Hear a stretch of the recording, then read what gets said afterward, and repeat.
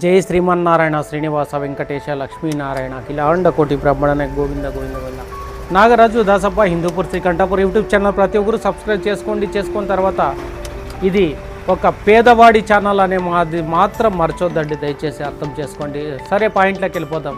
జై శ్రీమన్నారాయణ. ఇప్పుడు జరుగుతున్నటువంటి విషయాలు చూస్తే మనిషి బెదిరిపోయే పరిస్థితి వస్తుంది.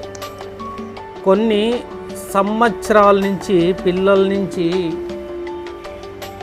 LKG, nursery, LKG, UKG, first నుంచి 10th క్లాస్, అక్కడి నుంచి కాలేజీ తర్వాత మళ్ళా చదువుల తర్వాత జాబ్. అంటే ఒక్క మనిషి ఒక్క జాబ్ చేయాలంటే అంతకుముందు నేర్చుకోవాల్సింది 20 నుంచి 25 సంవత్సరాలు పడుతుంది వాళ్ళ జీవితం. అంత కష్టపడి ఒక జాబును తెచ్చుకుంటే ఆ జాబు ఈరోజు సాఫ్ట్వేర్ అనేటువంటి జాబుకి ఎంత పెద్ద ప్రాబ్లం అవుతుంది పాపం. కొద్దిగా ఆలోచన చేయండి. మనం ఏదన్నా ఒకటి నేర్చుకోవాలంటే 1 నెల 2 నెలలు ఎక్కడన్నా పోయి ఏదన్నా నేర్చుకొని మనం ఒక పని చేసుకోవాలంటే అదే మనకి భారం అనిపిస్తుంది. వాళ్ళ లైఫ్ అంతా దానిపైన ఆధారపడి దాన్నే ఇది చేసుకొని పాపం ఇప్పుడు ఉద్యోగాలు చేసేటప్పుడు సరిగా వాళ్ళకి ఇది వచ్చి ఇట్లా పడిపోతే వాళ్ళ పరిస్థితి ఏమి, వాళ్ళ విధానం ఏమి, వాళ్ళ పరిస్థితి ఏమి, దానిపైన వాళ్ళు ఎంత ఆధారపడి ఉంటారు.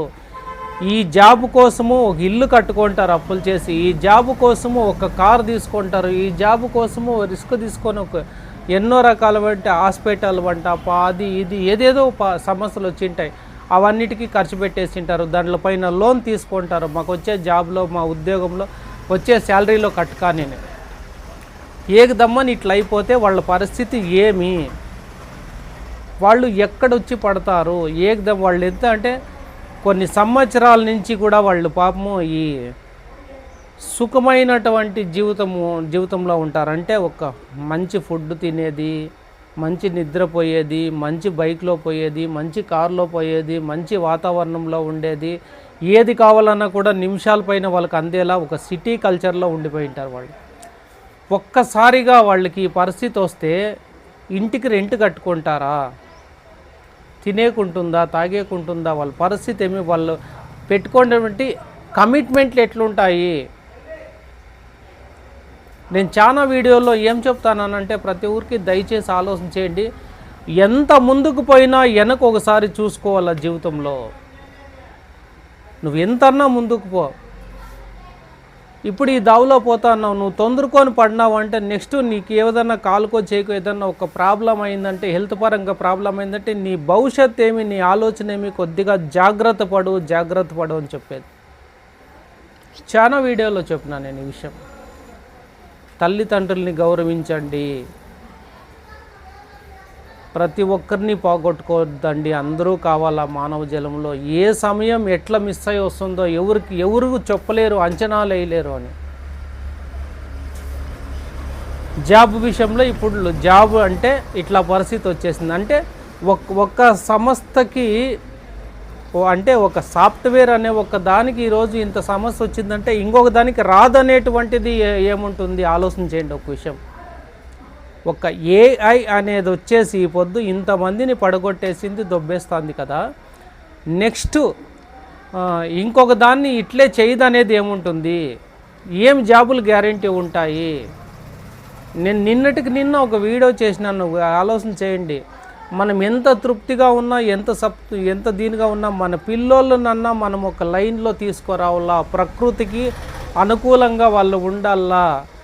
బయట ప్రపంచం నలుగురికి తెలాలంటే ఒక 10 ఫ్యామిలీలు కలిస్తేనే ఇది తెలిసేది. 10 ఫ్యామిలీలు కలిస్తేనే ఒక మంచి చెడ్డ, కష్టము సుఖము, బాధ, సంపాదన, తల్లి తండ్రి బరువు బాధ్యత ఇవన్నీ తెలుస్తాయి. ఒక రామాయణం వినిపియాల పిల్లోలకి, ఒక మహాభారతం వినిపియాల, ఒక భగవద్గీత వినిపియాల. నేను ముందు నుంచి ఎందుకు చెప్తానంటే ఏ సమయం ఎట్లా వస్తుంది, ఏ టైం ఎట్లా టర్న్ అవుతుందో చెప్పలాపం.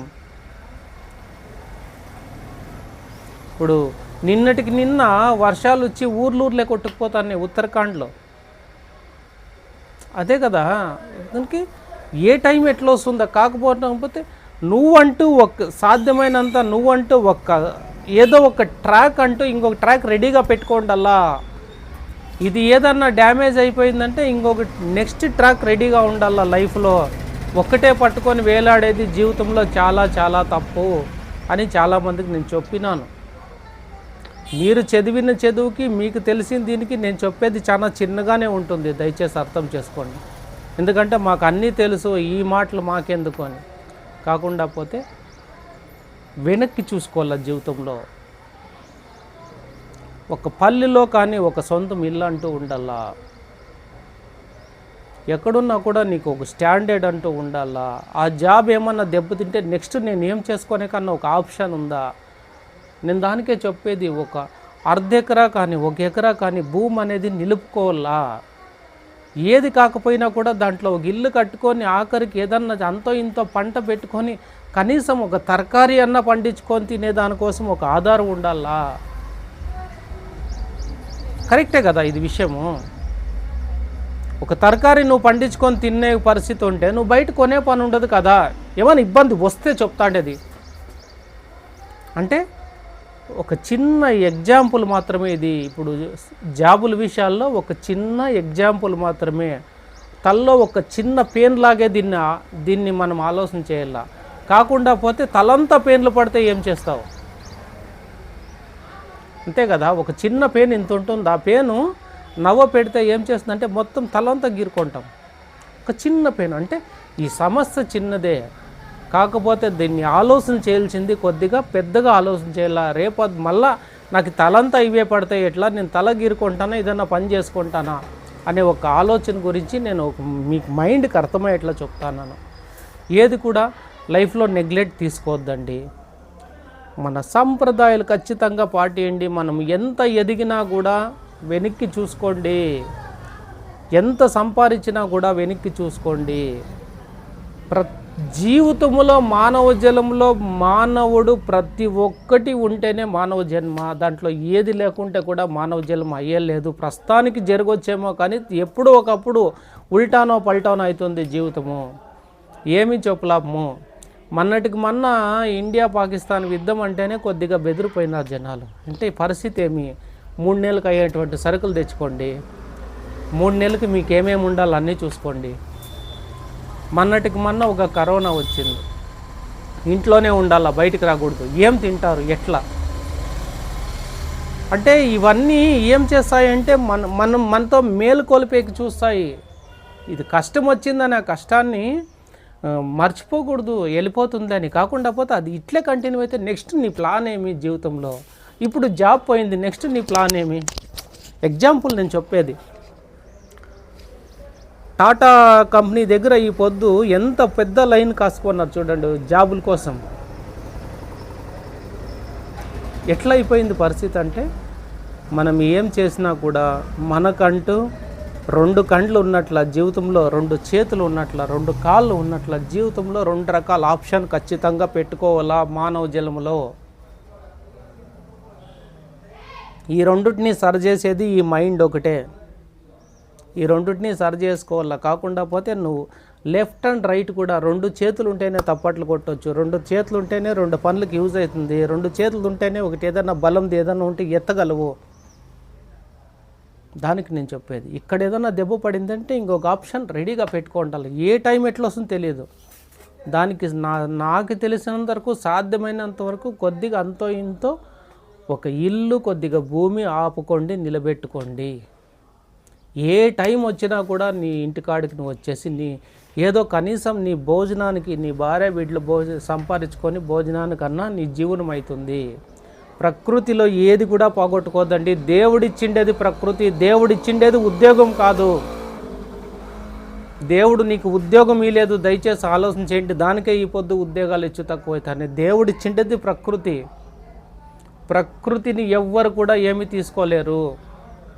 ప్రకృతిని మనం వాడుకోవాలా. గాలి, వాన, అగ్గి, ఆకాశము, భూమి, ప్రతి ఒక్కటి ప్రకృతిలో పంచభూతాలు నీకు అవసరం. సూర్యుడు, చంద్రుడు, ఇది అది అని కాదు, చెప్తా పోతే ఎన్నైనా ఉన్నాయి. కాకుండా పోతే అన్నీ మనకు మాత్రం దీన్ని దేవుడు మనకి ఫ్రీగా ఇచ్చినాడు, దీనికి మనం సంతోషపడాలా. గాలి నువ్వు కొనే పని లేదు, లేకుండా పోతే దానికి కూడా ఒక రేట్ పెట్టేవాళ్ళు. దయచేసి ఆలోచన చేయండి. ఇప్పుడు ఒక ఆక్సిజన్ సిలిండర్ పెడతారంటే దాన్ని అమ్ముతారు నీకు 2000, 3000, 4000. నువ్వు ఒక ఎగ్జాంపుల్ నేను చెప్పేది. ఈ పొద్దు నువ్వు ఫ్రీగా గాలి పీలుస్తున్నావు అంటే దాన్ని కొద్దిగా ఆలోచన చేయి. ఇది ఎట్లా పీలుస్తాండవు? 4 చెట్లు ఉంటేనే కదా నాకు ఈ గాలి వస్తుంది. అంటే ప్రకృతి పైన నువ్వు డిపెండ్ అయినావు. రాత్రిలో ఏది కనపడకుండా పండు వెన్నెల వచ్చింది, ఆ చంద్రుడు వస్తానంటే ప్రకృతికి నువ్వేమన్నా డబ్బులు ఇచ్చినావా? ప్రకృతి కోసం నువ్వేమన్నా చేసినావా? కాకుండా పోతే నీకు వెన్నెలు ఇస్తుంది. ప్రొద్దున్న సూర్యుడు వెలుగునిస్తాడు, దానికోసం ఆయనకు నువ్వేదన్నా ఇస్తాన్నావా? ఒక అగ్గి, దాన్ని నువ్వేమన్నా కొంటాండవా? ఏ టైం ఏం చేయాలో చేసుకొని పోతుంది. మనం దాన్ని ఉపయోగించుకుంటాంట్లేదు జీవితంలో. భూమికి నువ్వేమిచ్చినావు? నిన్ను మోస్తుంది, నిన్నన్నీ చేస్తుంది, అన్నీ చూసుకుంటుంది, నీ మంచి చెట్లు ఆఖరికి నిన్ను దానిలో కలుపుకొనే కూడా సిద్ధంగా ఉంటుంది. నువ్వు చనిపోయినావంటే ఆఖరికి నిన్ను ఆ మన్నులేకే కలుపుకుంటుంది భూదేవి తల్లి. వర్షంకి ఏమన్నా డబ్బులు ఇచ్చి కురిపిస్తున్నావా? వర్షం కోసం నువ్వేమన్నా చిన్న ప్రయత్నం చేస్తాండవా? ఏంది చేయలేదు మనము. ప్రతిదీ ఫ్రీగా వచ్చేదాన్ని కూడా మనం ఏమంటే దేవుడు ఆశీర్వాదంతో, మహానుభావం దీంతో మనం చదువు ఎక్కువైపోయింది. చాలా నాలెడ్జ్ అయిపోయింది మనకి. ఒక నాలెడ్జ్ కూడా ఒక లిమిట్లో ఉండాలి. ఎక్కువ నాలెడ్జ్ అయిపోతే మన పరిస్థితి ఇట్లా తారుమారు అయిపోతుంది. ఇప్పుడు చైనా వాడు ఒక పక్క, పాకిస్తాన్ వాడు ఒక పక్క, వాళ్ళంతా కులికి ఊరికి అయిపోయినారు. ఇప్పుడు లాస్ట్కి మనకు అంతో ఇంతో సపోర్ట్గా ఉండేటువంటి అమెరికా కూడా ఈ పొద్దు మనం అంటే సరిపోతాండలేదు, వాళ్ళకి నచ్చట్లేదు. అంటే వీళ్ళు బతుకుతా అన్నారు, వీళ్ళు ఎదుగుతా అన్నారు. ఏ టైము ఎవడు మంచోడో, ఏ టైం ఎవడు చెడ్డోడో తెలియదు. మన జట్టులో ఉండేవాడే మనకు వెన్నుపోటు పొడుస్తాడు. జీవితంలో ఇట్లా ఎన్ని జరుగుతాయి? కొద్దిగా ఆలోచన చేయండి. మైండ్కి కొద్దిగా పదును పెట్టండి. ఏది మంచి ఏది చెడ్డ కాకుండా పోతే నీ జీవితంలో ఒకసారి దెబ్బ ఇప్పుడు ఆల్రెడీ పడింది దెబ్బ, దీన్ని ఇంకా లేట్గా ఇంకా నెగ్లెక్ట్ చేసుకోవద్దండి. ఏదో ఒకటి మీకు సాధ్యమైనంత వరకు మీ ప్రయత్నాలు మీరు ఒక డబల్ ట్రాక్ పెట్టుకోండి. మనుషులు ఇక్కడ ఏదైనా ప్రాబ్లం అయిందంటే నెక్స్ట్ ట్రాక్లోకి నేను రెడీగా ఉండాలా, నెక్స్ట్ ట్రాక్ జంప్ కావాలా. అది ఎట్లా ఉండాలంటే ఓన్ ప్లాట్ఫామ్ ఉండాలా. డబల్ ట్రాక్ అంటే ఒక ట్రాక్ గవర్నమెంట్ ఇచ్చిండేది కానీ, లేకుండా పోతే ఒక సాఫ్ట్వేర్ ఉద్యోగ ప్రైవేట్గా చేసేదాని కానీ, అది ఒక ట్రాక్. సెకండ్ ట్రాక్ ఏమంటే నీ లైఫ్కి సంబంధించిన ట్రాక్. దాన్ని ఎవరు తీసుకోకూడదు. నీ ఉద్యోగాన్ని ఎవరు కూడా దొంగిలించే చేత కాకూడదు. అటువంటిది ఎదుక్కోండి లైఫ్లో. చెప్తాను కదా, ప్రకృతి ఫ్రీగా వస్తుంది, లేకుంటే దానికి డబ్బులు పెట్టి నువ్వు గాలి పీల్చాలనుకుంటే పరిస్థితి ఇంకొకలాగా ఉండేది. దాంట్లోకి అన్నిటికీ డబ్బులు లేవు. మహానుభావుడు అదొక ఫ్రీడమ్ విడిచినాడు మనిషికి. అంతెందుకు చనిపోతే ఒక శ్మశానంలో పూడ్చాలంటే ఒక పర్మిషన్ కావాలో ఆలోచన చేయండి. నిన్ని మన్ను లేక పూడ్చాలంటే ఒక పర్మిషన్ కావాలా, దానికి డబ్బులు కట్టాలా. అదే ఒక విలేజ్లో పోయి చూడమాడి ఒక మనిషిని పూడ్చాలంటే ఏమన్నా డబ్బులు కావాలా? కారణం ఏమంటే సాధ్యమైనంత ప్రకృతిని కూడా డబ్బుతోనే ముడిపెట్టేస్తున్నారు. కొద్దిగా ఆలోచన చేయండి. లైఫ్ గురించి చాలా ఆలోచన చేయండి. ఒక జాబ్ ఒకటే కాదు, ఒక ఫ్యామిలీ ఒకటే కాదు, ఒక సంపాదన ఒకటే కాదు, ఒక జీవితం ఒకటే కాదు. ప్రతి ఒక్క దానిపైన మనము ఖచ్చితంగా ఇంట్రెస్ట్ పెట్టాలి. ప్రతి ఒక్క దానిపైన ఒక ఆలోచన అంటూ పెట్టుకోవాలి ప్రతి మనిషి. దయచేసి అర్థం చేసుకోండి. నెగ్లెక్ట్ చేయొద్దు జీవితం అంటే.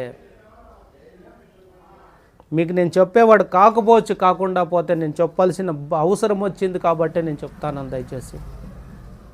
ఎందుకంటే నేను అన్ని దెబ్బలు తగిలిన తర్వాత నా దగ్గరకు వస్తారు జనాలు. స్వామి ఇట్లా అయిపోయింది, మా నాయనకి ఇట్లా అయిపోయింది, ఇట్లా ఉంది పరిస్థితి, ఇట్లా చేయాలా అంటే అప్పుడు నేను పోతాను. అప్పటి వరకు నాన్న కూడా బాగా ఇవన్నీ బాగా అన్నీ అయిపోయి ఉంటుందన్నమాట. ఆఖరి పరిస్థితిలో కొంచెం అనుభవం ఉండేవాడు ఉండాలి. అప్పుడు నాగరాజు అనే దాసప్ప వస్తే ఇంటికి వస్తే తనకేదో కార్యక్రమాలు చేయించేసి పంపించేసి దానికి ఒక తనకు వచ్చిన వంటి సమస్యని ఆ కర్మకాండని ఏదో ఒక పద్ధతిగా చేసుకొని పోయేవాడు నాగరాజు దాసప్ప. ఎప్పుడు అన్నీ అయిపోయినాక బాగున్నప్పుడు అదే నాగరాజు దాసప్ప అనేవాడిని ఎవరు పట్టించుకోరు, ఎవరు ఆలోచన చేయరు. మా దేవుడు ఏమంటే నాకు ఇచ్చిన పనులు ఎట్లా అంటే దయచేసి ఆలోచన చేయండి. మీరు చదువుకొని ఉద్యోగాలు తెచ్చుకున్నారు, ఆ ఉద్యోగాలు గ్యారంటీ లేకుండా అయిపోయినాయి. ఒక గవర్నమెంట్ పైన ఆధారపడినారు, ఆ ఉద్యోగాలు గ్యారంటీ లేకుండా అయిపోతాయి. కాకుంటే దేవుడిచ్చిన ఉద్యోగం నాకు ఇది, దాన్ని నేను క్రమశిక్షణగా చేస్తాను. ఒక ఆఫీస్ దాకా నేను పోతానో లేదో, ఒక ఉద్యోగ దగ్గరికి నేను పోతానో లేదో నాకు తెలియదు, కానీ ఒక శవం తాకు నేను పోవాల్సి వస్తుంది, ఒక చనిపోయిన వాళ్ళ దగ్గరికి నేను పోవాల్సి వస్తుంది. వాళ్ళు నా దగ్గరికి ఎదుర్కొని వచ్చి స్వామి ఇట్లా అయిందంటే నేను పోవాలి. ఎందుకంటే నేను చేసే దేవుని పని, నాకు కూడా తెలియదు ఆ పని చేస్తానని ఆ మహానుభావుడు కల్పించినాడు. అంటే కొన్ని ఇస్తాడు, దాన్ని కూడా చాలామంది నెగ్లెక్ట్గా. ఇప్పుడు దాస పని చేసే వాళ్ళు కూడా వంశస్థులకి నేను ఇదందరికీ చెప్తా ఉండేది, వంశపరం పని ఏదన్నా ఉందంటే ఆ పని వదిలేసి జాబు జాబు జాబు అనుకుంటే ఇగో ఇట్లుంటుంది పరిస్థితి. నేను దానికే వంశపరమైన పని ఏదన్నా ఉందంటే ఆ పనిని ఒక సైడ్లో పెట్టుకోండల్లా, దాన్ని మర్చిపోవాలా. ఒక ఐరన్ తిక్కేవాడు ఐరన్ బాక్స్ని మర్చిపోకూడదు, బట్టలు ఉతికేవాడు ఆ బట్టలని మర్చిపోకూడదు, ఒక దాస పని చేసేవాడు ఈ జాకెట్ని శంకుని గరడ గమ్మంని మర్చిపోకూడదు. ప్రతి ఒక్కటి నేను చెప్పేది ఇది, అది కాదు. తప్పట్లు కొట్టేవాళ్ళు అది మర్చిపోకూడదు. అంతా ఉద్యోగస్తులు అంటే ఇట్లా అయిపోతుంది పరిస్థితి. ఈ పని చేసేవాళ్ళు ఎవరు లేరని చాలాసార్లు నేను చెప్పిన, ఒకసారి కాదు నేను చాలాసార్లు చెప్పిన. నా వీడియోలు స్టార్ట్ అయినప్పటి నుంచి 3 నెలల ముందు నుంచే చెప్పినా నేను ఇవన్నీ. వంశాచారం ఏముంది, ఆయిగాళ్ళ పని ఏముంది, ఊరికి అందరూ ఉంటేనే ఈ సాంప్రదాయాలు జరుగుతాయి, ఊరికి అన్నీ ఉంటేనే ఇవన్నీ జరుగుతాయని ముందు నుంచి చెప్తాను.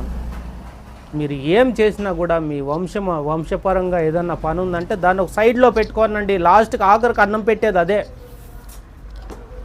ఇంత వీడియో ఎందుకు చెప్తానంటే ఏవి పోయినా కూడా, ఊర్లు కొట్టకపోయినా కూడా, ఉద్యోగాలు వెళ్ళిపోయినా కూడా, ఏం వెళ్ళిపోయినా కూడా, నీకు బట్టలు ఉతికేది, నువ్వు ఐరన్ తిక్కేది, నువ్వు కటింగ్ షేవింగ్ చేసేది, నువ్వు తప్పట్లు కొట్టేది, గొంతు కొట్టేది, నువ్వు కొమ్మేసేది, దాసప్పగా నా పని నేను చేసేది, ఇది అది అని కాదు, చాలా రకాలుగా. ఒక దేవుడు అనేది, ఒక దైవం అనేది, ఒక మంచి అనేది, ఒక చెడ్డ అనేది, ఒక పాపం అనేది, ఒక పుణ్యం అనేది, ఒక పద్ధతి అనేది, ఇవన్నీ కంపల్సరీ ప్రతి మనిషిలోన ఉండాల. దయచేసి ఇవన్నీ ఉంటేనే మనకి ఎవరు ఎంత చెడిపినా కూడా ఇవి మనతో చెడపవు. బాగా గుర్తుపెట్టుకోండి, ఎవరు ఎంతన్నా చెడపవచ్చు నిన్నే. కాకుండా పోతే నీ వృత్తి ధర్మం నిన్నెక్కడా చెడపదు. ఎందుకంటే ఎవరో ఇచ్చిండేది కాదు, అది తాతల ముత్తాతల కాలం నుంచి వస్తూ ఉండేటువంటివి ఇవన్నీ. నేను చాలామందికి అదే అనేది, మీరు ఏమన్నా చేసుకోండి, మీ ఇంట్లో ఈ దాసప్ సామాన్ ఏమన్నా ఉందంటే జాగటి గరడగమ్మము శంకు ఇవన్నీ ఉన్నాయంటే ఖచ్చితంగా మీరు ఏదో ఒకటి సంవత్సరంకోసారన్నా ఈ పని చేసుకోండి. ఏ రోజో ఒక రోజు అది అన్నం పెడుతుంది, ఏ రోజు ఒక రోజు కాపాడుతుంది అని ముందు నుంచి నేను చెప్తాండే తమాషా అనుకున్నారా? చాలా సీరియస్ విషయం ఇది, చాలా ఇంపార్టెంట్ విషయం. దయచేసి అర్థం చేసుకోండి. మీరేం చేసినా కూడా డబల్ ట్రాక్ ఉండాల లైఫ్లో. ఇంతవరకు సింగిల్ ట్రాక్ పైన ట్రావెల్ చేసింటే చాలు, డబల్ ట్రాక్ ఉండాలా. ఈ ట్రాక్ ఏదన్నా ప్రాబ్లం ఏంటంటే నెక్స్ట్ ట్రాక్ నీకు రెడీగా ఉండాలా. దయచేసి అర్థం చేసుకోండి. ఇంతవరకు నెగ్లెక్ట్ చేసింది చాలు జీవితంలో. తల్లిదండ్రులు హిందూపూర్లో, కొడుకులు ఇంకొక దేశంలో, కూతుర్లు ఇంకొక దేశంలో. నేను ముందు నుంచి అదే చెప్తా ఉండేది, ఏ టైం ఎట్లా వస్తుందో ఏది కూడా శాశ్వతం అంటూ లేదు. ప్రతి దెబ్బ నీ జీవితంలో ఒక అనుభవం కావాలా, కానీ ప్రతి దెబ్బ నాకు తగిలిందని మాత్రం దాన్ని చూసుకొని బాధపడవద్దు. జీవితంలో ఒక అనుభవం కావాలి, అది ఒక తెలుసుకోవాలా, నువ్వు అర్థం చేసుకోవాలా. అంతకంటే ఇంకేం చెప్పలేదు. నాగరాజు దసప హిందూపూర్ శ్రీకంఠపూర్ యూట్యూబ్ ఛానల్ ప్రతి ఒక్కరు సబ్స్క్రైబ్ చేసుకోండి. ఇది ఒక పేదోడి ఛానల్. ఎందుకంటే చెప్పే ప్రతి ఒక్కటి ఒక అనుభవంతోనే కానీ ఆలోచన చేస్తే వాళ్ళు చెప్పో వీళ్ళు చెప్పో నేను చెప్పేటివి కాదు. ప్రతి ఒక్కరు చల్లగున్నండి, ఒక ధర్మ మార్గం నడుచుకోండి. అఖిలాండ కోటి బ్రహ్మాండకి అందరినీ చల్ల కాపాడతండి. గోవింద గోవింద గోవింద.